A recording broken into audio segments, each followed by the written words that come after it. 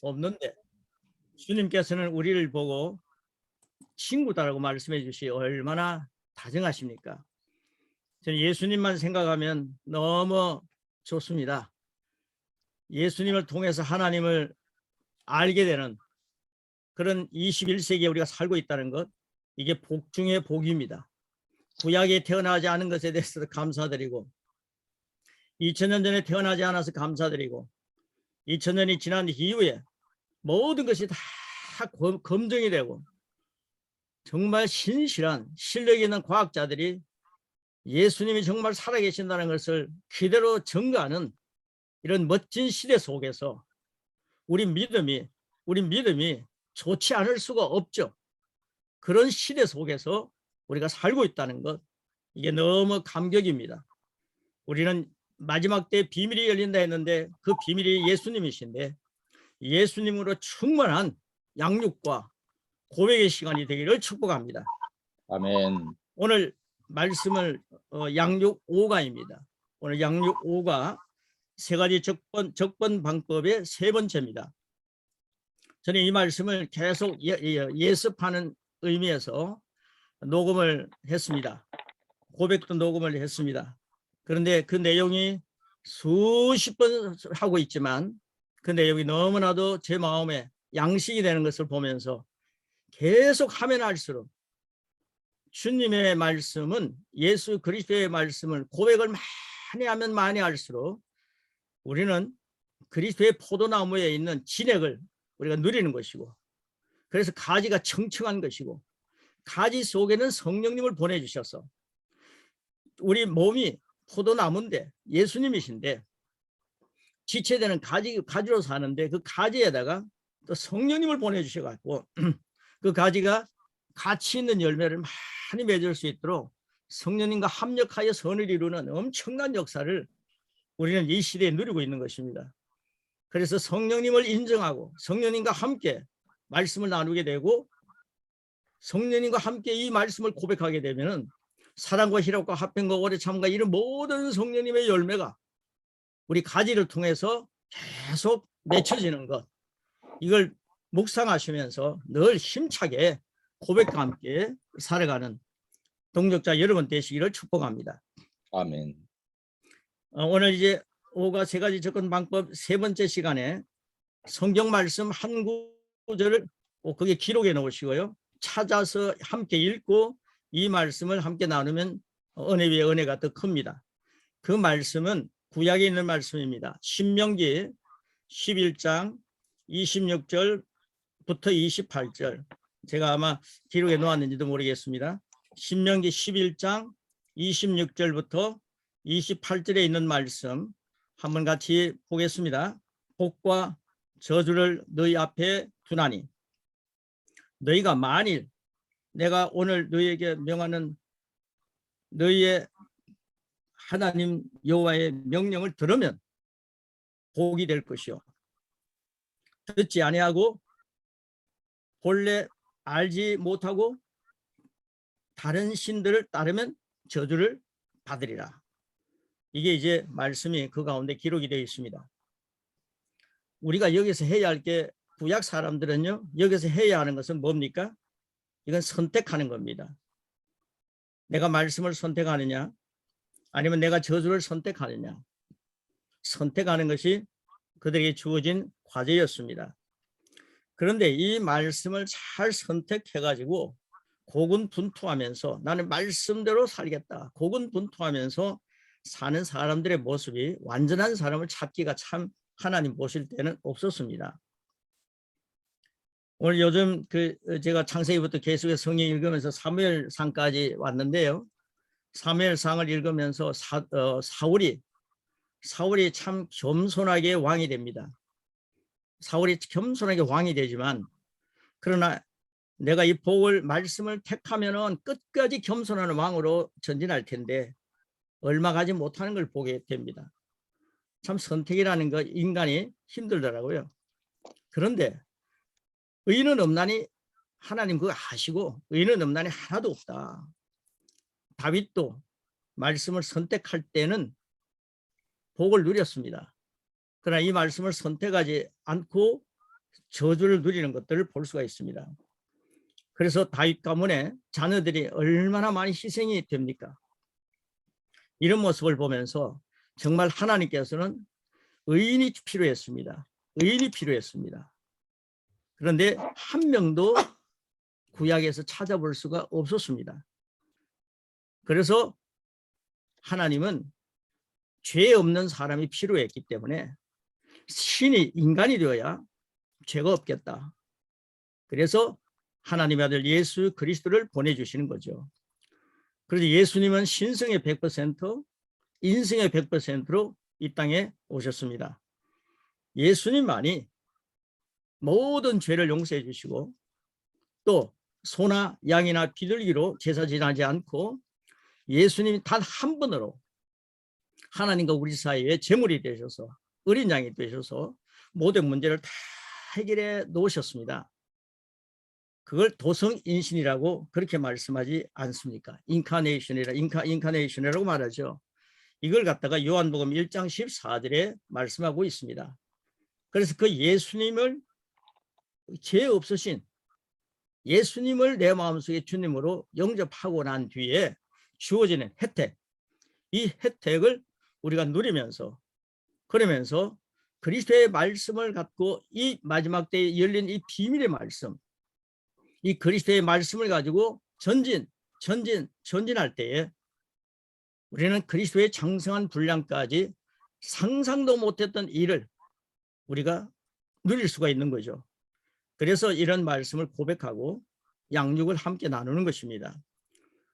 여러분 교인이요 처음에 교회 와가지고 예수님 영접하고 예수님 영접하고 신자가 됐습니다. 신앙인이 됐습니다. 근데 그 신앙인 된 사람이 교회 와가지고 이 말씀 그리스도의 말씀부터 배운다고 생각해 보십시오. 선입관이 없습니다. 지금까지 살아왔던 모든 것들, 이게 이 그리스도의 말씀이 참 굉장하구나. 이 말씀을 가지고 기초를 닦고 신앙생활을 한다면 어떻게 변화될 것인가. 수십 년 동안 믿어오면서 습관화되고 그리고 선입관 때문에 율법에 찌들린 사람들에게 주어지는 말씀보다 저는 율법에 찌들려 살았던 사람이기 때문에 이 말씀을 소유하기 위해서 굉장히 오랫동안 한 10년 동안 헤매었는데 그런데 처음 믿는 사람은 얼마나 감사하겠습니까? 그래서 그런 내용을 세 가지 접근 방법에서 함께 다루는 것입니다. 여러분 구약 때 의인은 없나니 한 명도 없습니다. 의인은 예수 그리스도를 믿는 자가 의롭게 되는 것입니다. 예수님을 믿으면 예수님이 부활하심과 동시에 우리를 의롭게 하신 그 혜택을 누리는 거죠. 그런데 꼭 기억할 것은요. 내 공로를 자꾸만 포함시키려고 하니까 내가 의인이 아니라는 겁니다. 여러분 내 공로를 포함시키면 의인 포기해야 됩니다. 맞습니다. 그러나 예수님의 공로를 자랑하면 우리는 의인이 될 수밖에 없습니다. 오직 예수님의 공로, 그 공로를 우리는 자랑하는 거죠. 내 공로가 거기에 들어가면 불순물이 될 수밖에 없다는 사실, 그것을 꼭 기억하시고 이제는 말씀을 선택하는데도 복과 저주를 너희 앞에 뒀다. 복을 택하면 복을 받고 저주를 택하면 저주를 받는다. 그러니까 너희들이 하나님의 말씀대로 율법이라고 하는 사슬을 주셔갖고 그 말씀대로 살아라. 그 말씀대로 너희들이 살지 못하니까 그 사슬이라고 하는 율법을 가지고 메워놓는 거죠. 그런데 이제는 예수님 안에 사는 우리들은 조금 뒤에 찬송 불렀습니다만 주님의 친구요. 주님께서 하나님의 자녀로 우리의 본성을 다르게 만들어 놓았기 때문에 우리 본성 자체가 다릅니다. 이 사실을 더욱더 확인하면서 이제 제5가 시작하도록 하겠습니다. 자, 5가 여러분 보시면 첫째, 새로운 피조물로서의 접근과 십자가의 완성으로서의 접근의 차이점에 대해서 잠깐 소개하고 있습니다. 십자가 완성으로서의 접근이 있습니다. 놀랍습니다. 예수님이 다 하신 일입니다. 다 이루었다 하신 것을 믿고 내가 그것을 차지할 권세가 있다는 것을 알아야 합니다. 내가 그것을 차지할 수 있다. 예수님이 다 이루어진 것을, 다 이루어 놓으신 것을 나는 차지할 수 있다. 이게 믿음입니다. 이게 십자가 완성으로서 우리가 접근하는 방법이죠. 그런데 예수님이 다 해놓은 차지한 그 모든 것들을 차지할 권세는 있는데 참 놀랍습니다. 우린 계속 십자가 자랑하고요. 오직 예수 십자가 이렇게 얘기했는데 참 내가 변하지 않더라고요. 이거 우리 실제가 되는 걸 우리는 참 많이 느끼고 사는데요. 저만 변하지 않는 게 아니라 많은 사람들이 변하지 않는 것을 보았습니다. 그 예수님이 하신 일에 근거하는 것이지 내 사체가 변하는 것은 인지하지 못하는 상태. 예수님은 완전하시다. 오직 예수님은 다 이루셨다. 그러나 그 다 이루어 놓은 걸 혜택을 내가 누리면 되는데 나는 부족하고 연약하기 때문에 오직 예수님만 의지합니다. 그러면서 예수님께 전가하면서 누리지 못하고 변화되지 않는 상태를 많이 보게 됐습니다. 그래서 십자가 완성의 접근은 굉장히 중요합니다. 기독교인은 이게 바탕입니다. 십자가 떠나서는 기초가 없죠.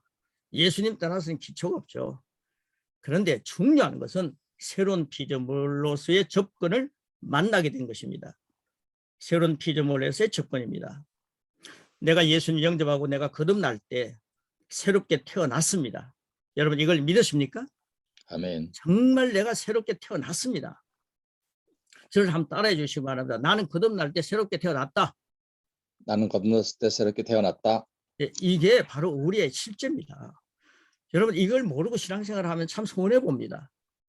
내가 거듭날 때 새롭게 태어났습니다. 새로운 본성을 갖게 되었다는 것을 알고 접근하는 것입니다. 여러분 새롭게 태어났다는 것은 새로운 본성을 가진 것입니다. 자, 이 교재 보시면요. 나는 새로운 본성을 인식하고 살아가는 것입니다.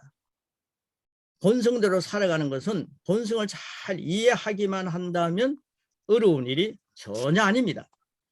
여러분 얼마나 오랜 세월 동안 율법에 찌들려 살았습니까? 그러나 십자가 완성으로서의 법칙을 알고 이 말씀을 접근하면서 이 십자가 완성의 접근과 새로운 피조물과의 접근은 한 세트입니다. 이 십자가를 기초해 가지고 내가 새로운 존재가 됐다. 예수님이 나를 해놓으신 것은 어마어마한 것이다. 참 주님 감사합니다. 나는 새롭게 태어났고 새로운 본성을 태어났다는 것은 새로운 본성으로 태어난 겁니다. 아담의 후손이 아니라 하나님의 자녀가 된 겁니다. 하나님의 본성을 갖고 태어난 거죠. 아버지를 닮은 아버지의 본성, 아버지의 DNA를 갖고 태어났다. 이 사실을 우리가 너무도 모르고 살았습니다. 이것이 바로 새로운 피조물의 삶입니다. 접근하는 방법입니다. 놀랍습니다. 자, 그 다음 밑에 보시면요. 그리스도인은 영으로 시작하여 영으로 마감해야 합니다. 우리는 영으로 시작해서 영으로 끝나는 것이 우리 인생의 삶입니다. 이게 성공적인 삶입니다. 영으로 시작해서 육으로 마치면 안 됩니다. 자, 그 다음 보십시오. 여기에 결단이 필요합니다. 저를 한번 따라해 주시기 바랍니다. 나는 영으로 시작해서 영으로 끝낸다. 나는 영으로 시작해서 영으로 끝낸다. 이게 우리들의 결단이 되어야 합니다. 여러분들 소리를 꺼놓고 있으니까요. 켜놓어도 좋습니다. 그래서 나는 이라는 강한 의미를 전제하는 것입니다. 나는 영으로 시작해서 영으로 끝나는 존재다. 나는 하나님의 생명으로 본성을 가지고 태어났기 때문에 하나님의 생명으로 끝까지 전진한다. 자, 그 다음 보십시오. 그런데 율법으로 시작하는 나는 교만이 가득한 것이 되더라고요. 율법으로 시작하면요. 나는 율법으로 고군분투하면 돼. 기도 많이 하면 되고, 나는 금식하면 되고, 나는 예배 잘 드리면 되고, 율법적으로 기능하고 그 다 좋은 겁니다. 하나님이 원하시는 겁니다. 근데 그걸 자기 의지로 자기가 막 해가지고 고군분투함으로 이루려고 하니까 자기 공로로 하려고 하니까 그게 교만이 되더라는 거죠. 그런데 예수 그리스도 안에서 선포하게 되니까 이게 믿음이 되는 거죠. 할렐루야. 그 속에는 성경적인 것이 율법 속에는 성경적인 그 교만 속에는요.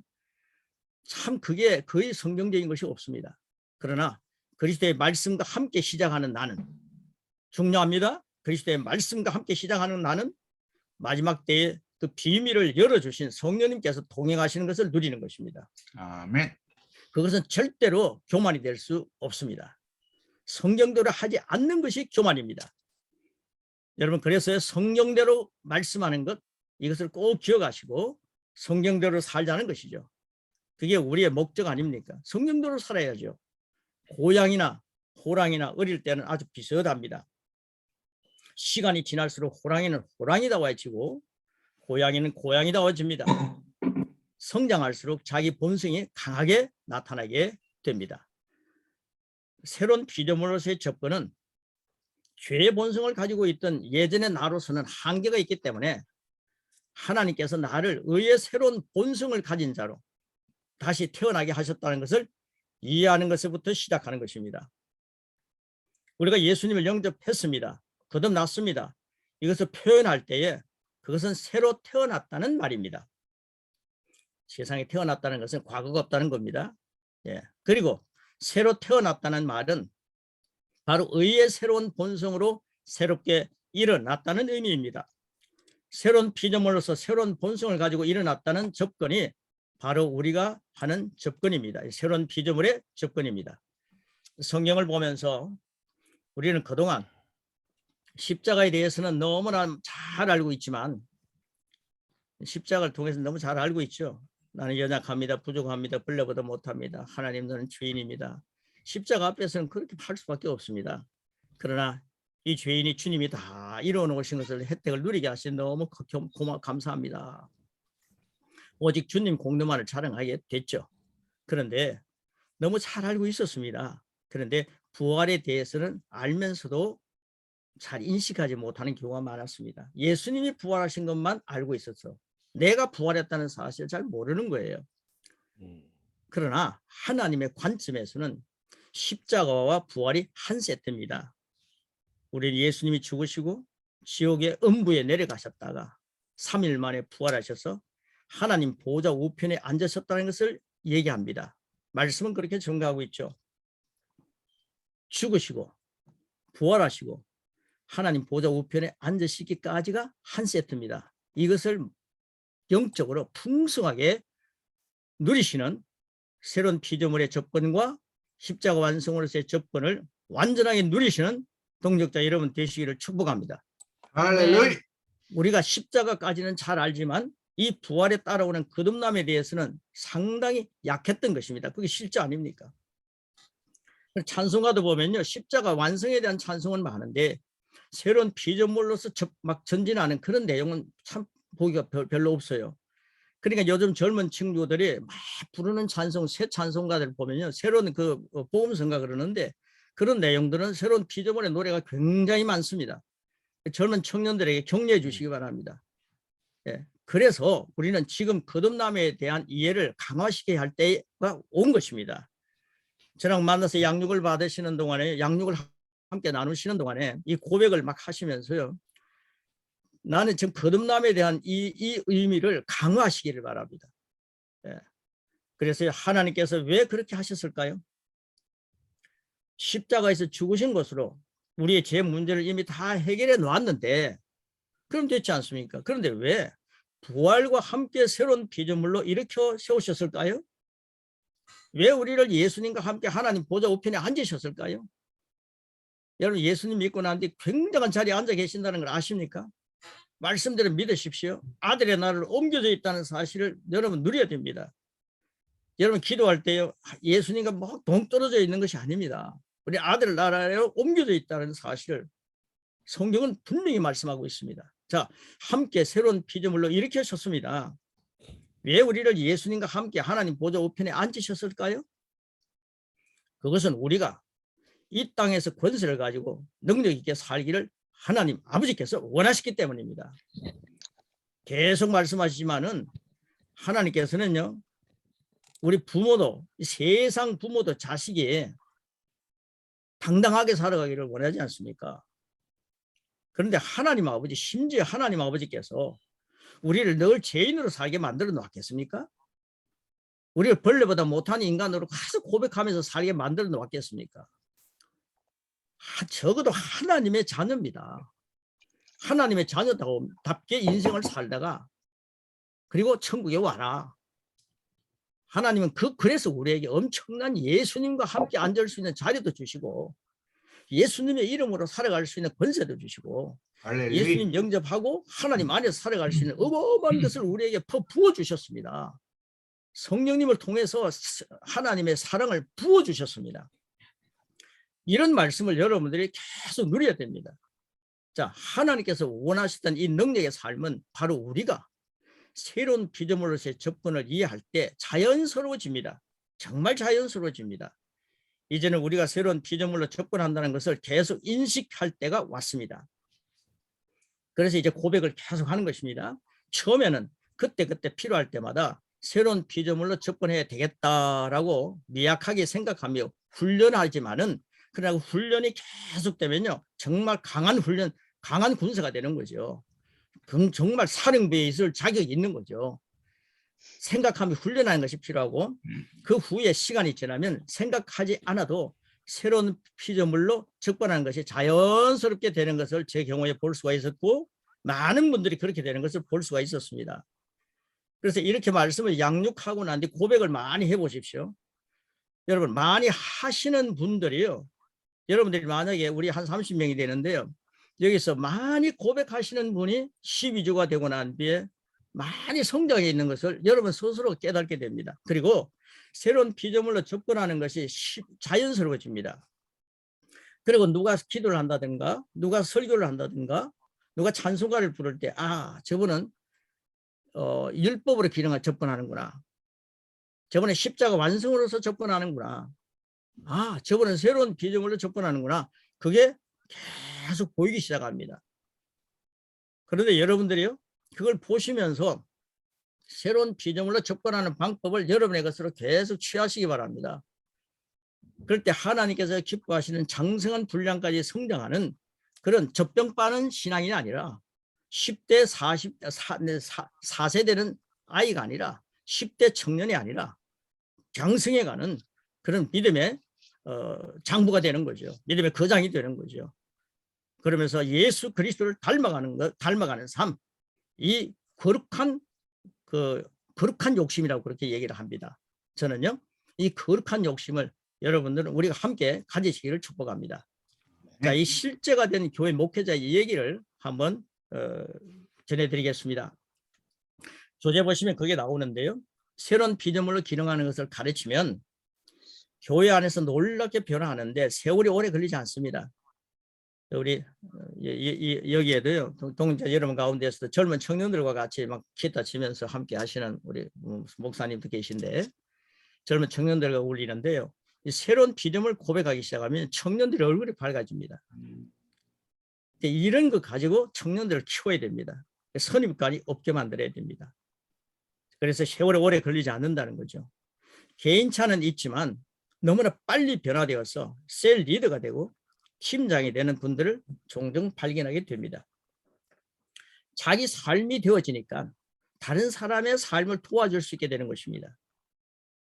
여러분, 자기가 변하니까요, 다른 사람을 변화시킬 수 있도록 도와주는 거죠. 자기 삶이 되어가니까, 여러분, 우리가 신앙생활 오래 했지만 내 삶이 너무 부족합니다, 연약합니다, 하나님, 이러면서 자기 삶이 되지 않는 걸 우리는 많이 경험해 왔습니다. 자기 삶이 되어야 합니다. 그 다음 밑에 보시면요, 사도 바울이 했던 접근이 바로 이 새로운 피조물의 접근입니다. 하나님께서는 새로운 피조물들이 일어나서 그리스도의 몸된 모든 지체에 속한 성도들을 통해 예수님이 이 땅에서 하시던 일을 지속하길 원하셨던 것입니다. 사도 바울은요, 나를 본받으라, 내가 달려갈게 달려간다. 뭐라 그랬습니까? 그 권세 앞에서도 내가 이 사슬에 묶여있는 것 외에는 나를 본받아라, 나와 같이 되기를 원한다. 이게 새로운 피조물로 접근하기 때문에 그 속에는 성령님의 충만함이 흘러 넘칠 수밖에 없었습니다. 여러분, 성령님 자체가요, 충만한 분이십니다. 그분이 여러분 안에 계신다는 사실을 액면 그대로 믿으시기를 축복합니다. 네. 로마서 5장 17절 킹 제임스 버전입니다. 우리 같이 한번 읽겠습니다. 시작.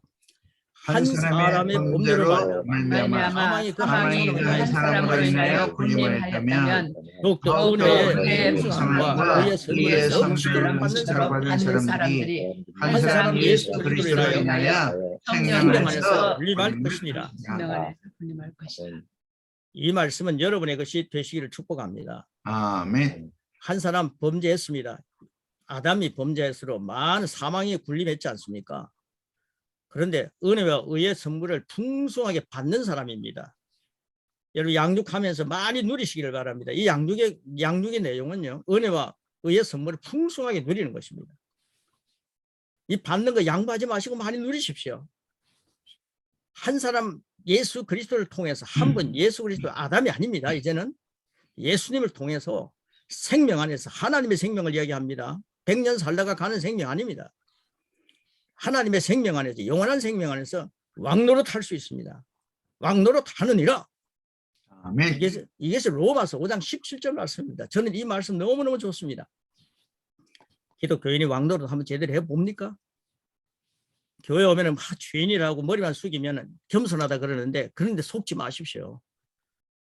은혜와 의의 선물을 마음치게 받는 자가 바로 나다. 예수님을 통해서만 나는 살 수 있다.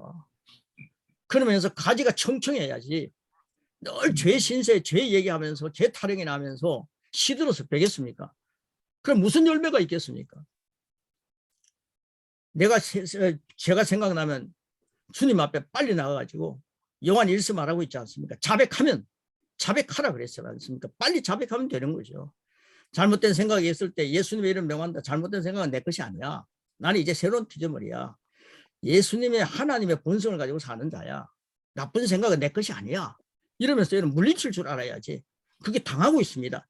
당하고 있는 걸 보고, 그럼 난 죄인입니다. 하나님 생각도 죄인으로 생각을 살았습니다. 이러면 그 사람이 겸손한 줄 알고 아멘 아멘 그런단 말이에요. 마귀를 춤추게 만들지 마십시오. 성령님을 춤추게 만드시기를 축복합니다. 할렐루야. 2000년 전에 유대 땅에서는 예수님이 하나님 나타낸 유일한 분이셨습니다. 예수님밖에 없었습니다. 2000년 전에 말입니다. 그런데 지금은 주님께서 우리에게 맡기셨습니다. 지금 이 땅에서는 그리스도인 우리가 이 시대에 하나님을 나타내는 증인들입니다. 그래서 사도 바울은 뭐라 그랬습니까? 내가 그리스도로 살아간다 그러지 않습니까? 내가 산 건 아니다. 내 사도 바울 내가 아니다. 내 안에 그리스도 살아계신다. 할렐루야. 그러니까 사도 바울은 계속해서 그리스도를 나타내는 증인으로 삶을 사셨죠.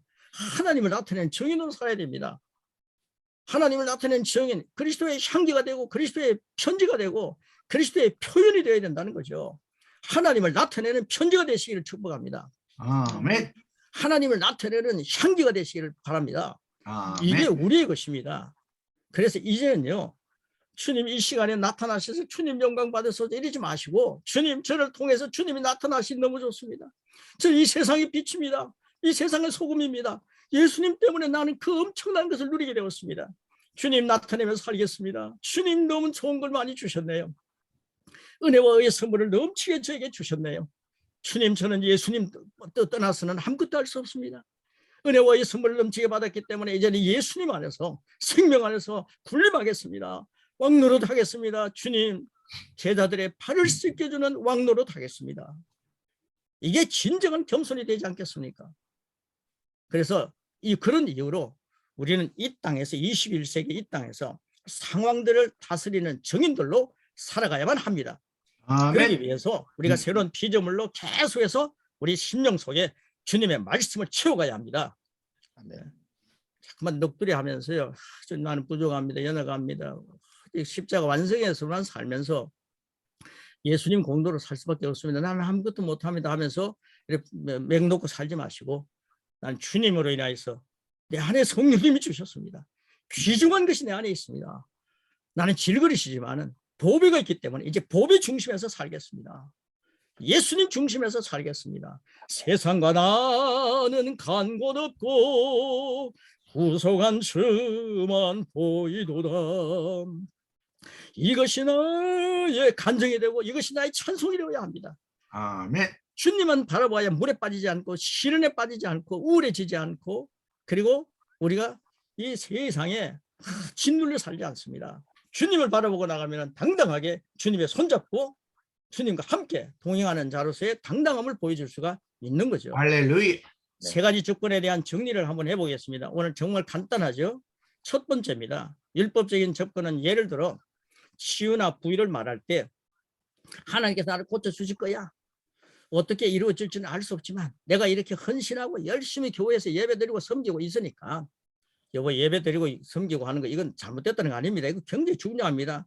그렇지만 우리가 자기 고군분투하는 자기 공로를 세우려고 하는 이게 잘못됐다는 거죠. 예배를 섬기고 있으니까 하나님께 날 고쳐주실 거야. 나를 봐서라도 내가 이만큼 하면은, 내가 이만큼 헌금하면 하나님 날 봐주시겠지. 그리고 하나님이 나를 부유하게 하실 수 있어 라고 접근하는 것입니다. 여러분 다른 종교도요 똑같이 그렇게 합니다. 그 이방신을 섬기는 죽은 신을 섬기는 자들도요 좀 모르죠. 그러니까 내가 열심히 하면 그 신이 나를 봐줄 거야 이러면서 종교생활을 하는 겁니다. 기독교는 그렇게 돼서는 안 됩니다. 우리는 종교가 아니라 기독교입니다. 두 번째입니다. 두 번째, 십자가 완성을 위해 접근. 이건 뭐 다른 종교 찾아볼 수 없는 거죠. 십자가 완성을 위해 접근. 하나님께서 예수님의 채찍에 맞게 하심으로 말미암아 내 모든 치유에 대한 값이 치러졌다. 치러졌다. 그러니까 나는 아플 필요가 없구나. 아, 주님이 나의 것을 다 가져갔구나. 내가 아플 때 나는 예수 그리스도께서 채찍에 맞으시면 내가 나았다 라는 말씀을 선포하며 믿음으로 치유를 취함으로 아픈 곳에서 빠져나오는 것입니다. 여러분 이걸 많이 사용하라는 거지요. 아, 예수님이 채찍에 맞으면 난 나았다. 이건 영의 생각입니다. 영의 생각. 여러분 우리 기독교인들도 아플 수가 있죠. 아플 수가 있습니다. 그런데 그럴 때요. 아, 내 몸에 찌르는 가시야. 그러면서 그걸 계속 붙들고 살았습니다. 저는요, 제 몸에 찌르는 가시다 하면서 신경성을 붙들고 살았습니다. 수십 년간 그 붙들고 살았습니다. 그런데 새로운 피조물을 딱 접근하고 난 뒤부터요. 예수님이 채찍에 맞았을 때 내 값을 다 치러주셨구나. 아픈 걸 다 가져가셨구나. 난 아플 필요가 없어. 어제도 제 몸속에 조금 아픔이 찾아왔는데 이걸 사용했습니다. 우리는 너무 예수님 이름을 사용하지 않습니다. 복음을 사용하지 않습니다. 찌르는 가시입니다라고 하면서 그걸 갖고 붙들고 살아요. 그런데 우리는 찌르는 가시에 의해서 매력적인 인간으로 살려고 이렇게 하지 마시고 새로운 피를 몰려서 물리칠 때는 물리쳐야 됩니다. 영의 생각으로 살아야지. 찌르는 가시는 육의 생각을 많이 하게 만듭니다. 이게 맞으심으로 내가 나았다. 그렇게 육의 생각을 가지고 살려고 하는 걸 포기하십시오. 육의 생각은 사망입니다. 죽음을 앞당겨 가져옵니다. 이 세상에 한 100년, 120년 사는 동안에 여러 가지 아픔도 올 수가 있죠. 그러나 그때 영의 생각으로 인생을 살면 생명과 평안을 풍성하게 누리는 거죠. 이걸 주님이 원하시더라고요. 그 다음 보십시오. 또한 나는 가난할 필요가 없다. 예수님이 부유하신 분이시지만 우리를 위하여 대신 가난하게 되셨기 때문에 내 가난의 값은 이미 치러졌다. 나는 더 이상 가난할 필요가 없고 실패할 필요가 없다. 예수님이 십자가에서 벌거벗김 당하시면서까지 가난해졌다는 거 아십니까? 예수님이 나를 위해서요. 벌거벗김 당하시면서까지 다 가난해지셨어요. 그런데 그 주님이 가난하게 되시면 나를 부유하기 위함이다라고 말씀하고 있지 않습니까? 할렐루야. 이게 번영신학이다 번영신학이다 이런 소리 하면서요. 다른 사람 보고는 이런 말을 하면요. 막 예수 믿는 사람들 너무 재물에 대한 그런 얘기를 하시는데 나중에 가면은 그런 내용을 고백에서 같이 나눕니다. 근데 자기는요 번영신학 해놓고는요 자기는 부유한 거 막 챙기고 있는 사람 엄청 많습니다. 그리고요 번영신학 하면서도요 돈 가지고 나중에 막 모이면요 수십억이 되면 그거 싸웁니다. 번영신학하고 자기 부유하게 사는 게 우리는요 번영 속에 삽니다. 할렐루야. 하나님 것이 다 내 것입니다. 아멘. 성경에 그렇게 이야기하고 있지 않습니까? 왜 우리가 부유함을 누리게 하십니까? 그것 가지고 나중에 나오죠. 잘 사용하라고 주신 거 아닙니까? 할렐루야. 이런 접근이 새 피조물의 접근인데 이 새로운 피조물, 이 십자가 완성의 접근을 이렇게 함께 이해한 겁니다. 아, 십자가 완성의 접근이 바로 이런 것이구나. 주님이 나를 위해 다 해놓으셨구나. 그래, 나는 아무것도 안 해도 나는 주님을 믿으면 부유해질 수 있고 병치료를 받을 수 있구나. 주님 감사합니다. 주님의 공로 찬양하는 거죠. 그런데 마지막으로 십자가 완성에서 한 단계 더 나아가 새로운 피조물에 접근하는 것은 부활 안에서의 새로운 피조물, 부활에 대한 예수님이 사셨지 않습니까? 예수님이 사실 때 혼자 사셨습니까? 예수님이 살아가실 때 나를 함께 살리셨더라고요. 할렐루야. 내가 그리스도와 함께 십자가에 못 박혔나니 이제 내가 산 거다. 내 안에 그리스도가 사신 것이다. 아멘. 이제 내가 이 육체 가운데 사는 것은 나를 사랑해서 나를 위해 자기 몸을 버리신 주님 위해 산다. 나도 부활했단 말이에요. 아멘. 주님 위해 살 수 있도록 부활시켰더라고요. 그 감격을 가지고 새로운 피조물로 막 사는 거죠. 할렐루야. 여러분 이 세상에서 가장 무서운 존재가 뭐냐면 죽었다 사는 사람이 제일 무서운 겁니다. 할렐루야. 죽어 있으면 안 무서워요. 죽었다가 쑥 살아나면 얼마나 무섭습니까? 예수님이 죽었다 사셨다 이 말입니다. 그분이 할렐루야. 굉장히 무서우신데 그분이 우리 보고 두려워하지 말라. 너희들도 죽었다 산 자다. 마귀는 죽었다 살아 너희들을 보고 벌벌 떨 것이다. 마귀는 너희를 보고 떤다. 마귀의 시체가 쑥 나타나면 예수님의 이름으로 명하면 그 벌벌 떨고 도망가지 않습니까? 그러니까 우리는 부활 안에서 새로운 피조물을 산다. 그래서 이 마지막 부분에 보면 즉 하면서 그 밑에 보면 성경 말씀에 대한 의미를 확실하게 얘기하고 있습니다. 우리 그 밑에는 같이 한번 읽겠습니다. 즉 나는 새로운 본성을 갖고 일어났기 때문에 한번 같이 읽겠습니다. 시작. 즉 나는 새로운 본성을 본성을 갖고 갖고 일어났기 때문에 신성한 건강으로 산다. 나는 부유한 부유한 자이다. 자이다. 나는 하는 하는 일마다 일마다 승리한다. 인식하는 것입니다. 이것이 하나님이 꿈꾸던 하나님의 자녀들의 당당한 모습입니다. 할렐루야. 할렐루야. 세상에 무당도 당당해가지고요. 권력 잡으려면 무당에게 가가지고 무당 뭐라고 할까요? 물어보는 거예요. 웃기는 짓을 하고 있지 않습니까 지금? 하나님의 자녀들이 당당하지 못하니까 무당이 당당하게 보이니까 그 가는 거 아닙니까? 주여. 목회자들이 당당하지 못하니까 목사님 어떻게 되겠습니까? 새로운 피조물로 너는 하나님의 아들의 나라에 옮겨져 있는 존재야. 주여. 이 말씀이 들어가 있지 않으니까 율법적인 접근을 가지고 사는 그리스도인이 너무 많으니까 권력만 잡으려고 하면 무당집에 간다 그러지 않습니까? 장로가 무당집에 간대요. 심지어는 목사님도 무당집에 가서 물어본대요. 저 선인능이라고 하는 거 능이 있는데요. 주여. 목사님들이요 성에게 가가지고요 그 앉아가지고 그 강의 듣고 있다는 거예요. 저도 한번 가보고 싶더라고요 옛날에. 주여. 이게요 율법으로 접근하면요 형편없는 존재가 됩니다. 이제는 십자가 완성으로 접근하는 방법과 부활 신앙을 가지고요 나라고 하는 존재가 예수님께서 이렇게 값을 치르면서 귀한 존재로 만들어 놓으셨구나.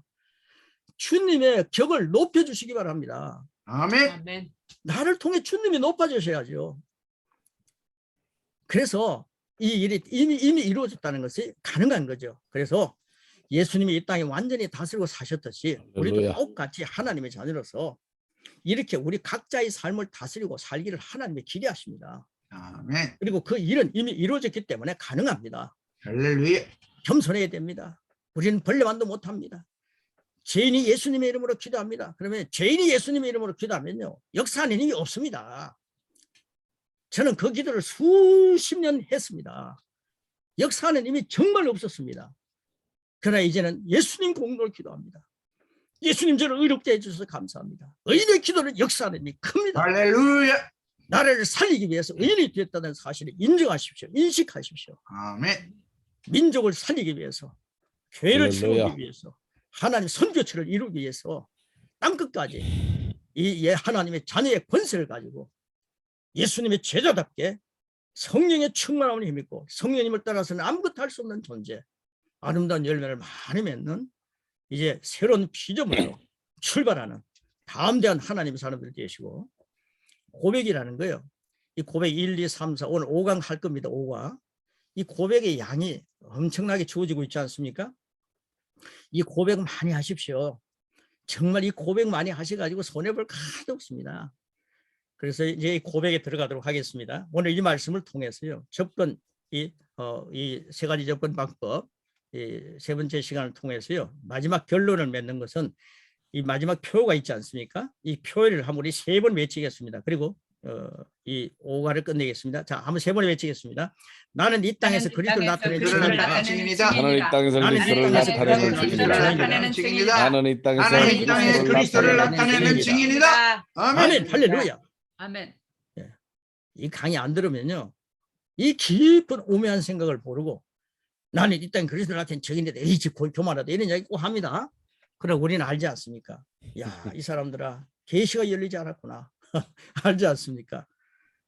그래서 우리 장로님이 참 계시가 하나님께서 예수님이 열어주지 않으면은 계시를 열어주지 않으면은 모른다고 했습니다.